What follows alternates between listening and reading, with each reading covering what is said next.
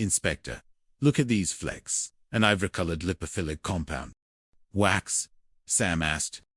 Not just any wax, Boniface said, her voice trembling slightly.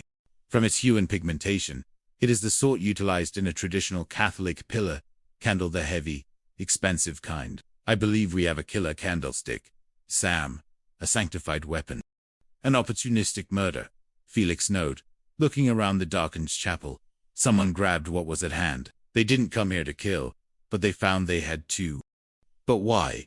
Sam asked. What can an old nun have that was worth killing for? She knew something, Boniface said, reaching into Helena's stiffening hand. She pulled out a crumpled scrap of paper that the old nun had gripped in her final moments. She gave this to a passing postman just before she entered the chapel. It says, in Latin, Sam said. In the chapel, in plain sight, Boniface translated, her mind already racing through the architecture of the building. Chapter 3.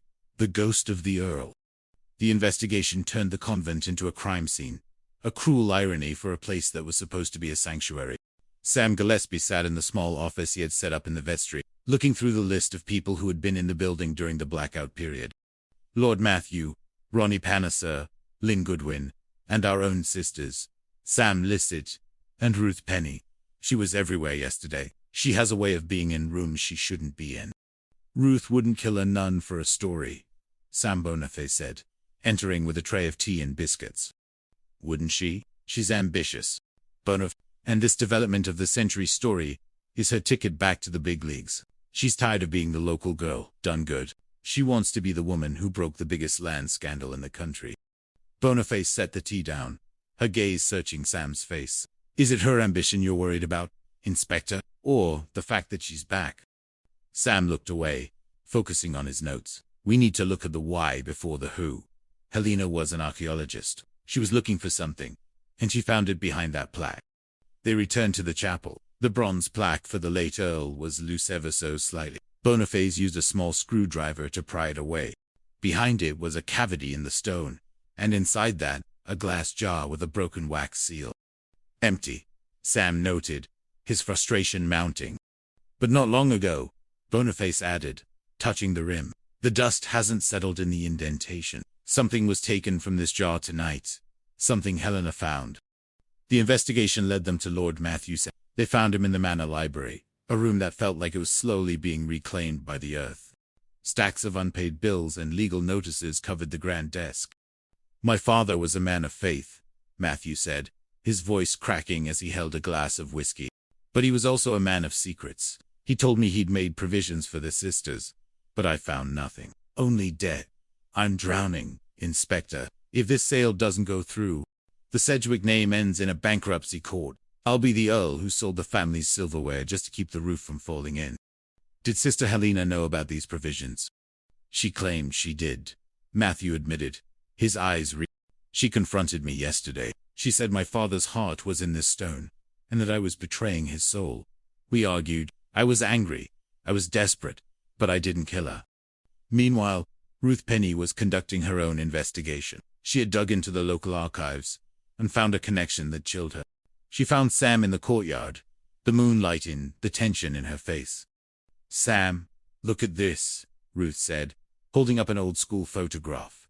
Sister Helena didn't just live here. She used to teach at St. Peter's, and look who her star pupil was.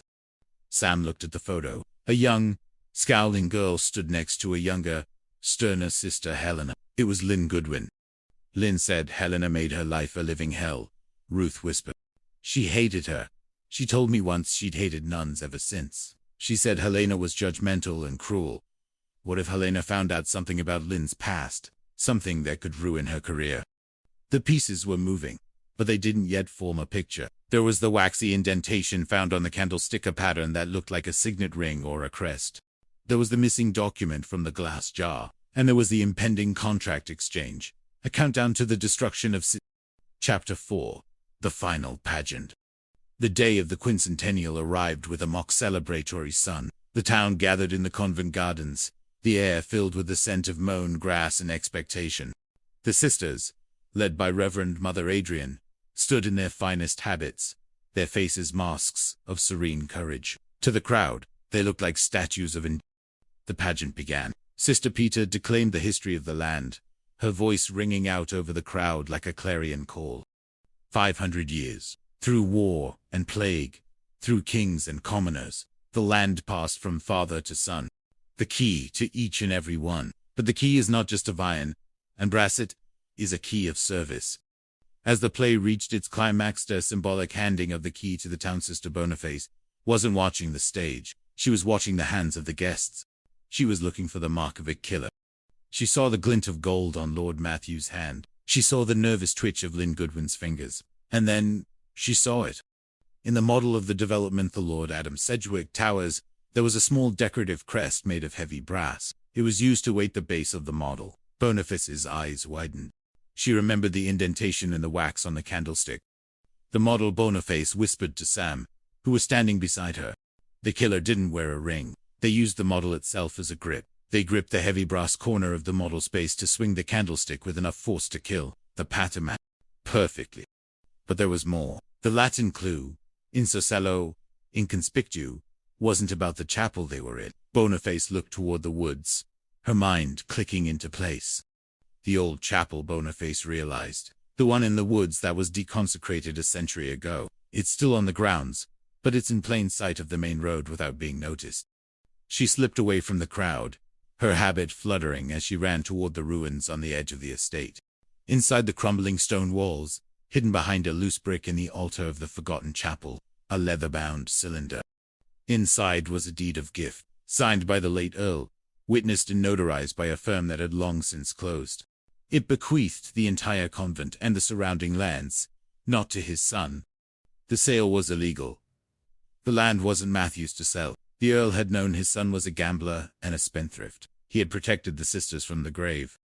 She ran back to the gardens, just as the speeches were beginning. Lord Matthew was at the podium, his hand trembling as he reached for the fountain pen to sign the final contract with Ronnie.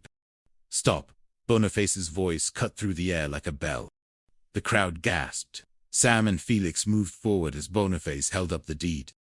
"Lord Matthew," she said, her voice filled with a profound, bone-deep sadness.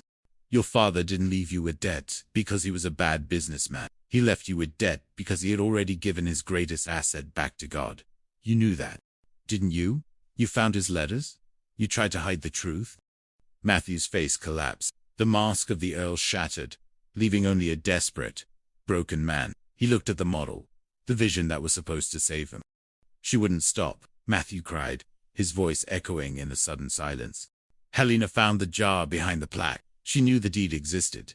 She was going to tell the bishop. If the sale didn't happen, I'd lose everything.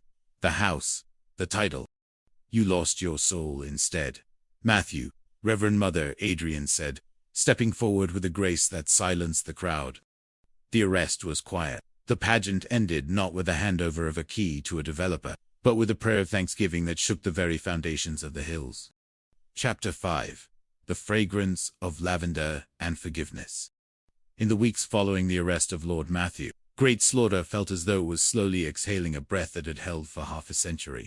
The scaffolding that had begun to rise around the convent was dismantled, leaving the stone walls to bask in the soft autumn sun. Sister Boniface spent her afternoons in the garden, planting lavender near the spot where Sister Helena had been found. It was a gesture of purification, a way to replace the scent of wax and violence with something that spoke of peace and memory. One evening, Sam Gillespie found her there, leaning on her spade. He looked different, less like a man burdened by the law, and more like someone who had found his own footing again. "The trial dates are set," Sam said. "Matthew is, well, he's cooperative. I think the guilt was heavier than the debt in the end. He's almost relieved to be caught." "Debt can be paid in coin," Inspector Boniface replied. "But a life stolen is a debt that only the Lord can settle. How is Ling?" Sam managed a small, sad smile. "She's resigned. This scandal was too much for her political career. But she's found work at the refugee center in Gloucester. She told me the other day that for the first time in years, she doesn't feel like she's hiding from the ghosts of her past." They stood in silence for a moment, watching the shadows lengthen across the cloisters. "And Ruth?" Boniface asked, her eyes twinkling. She's staying," Sam admitted. "At least for a while. She's taken a desk at the local paper. Says Great Slaughter has more stories in its cobblestones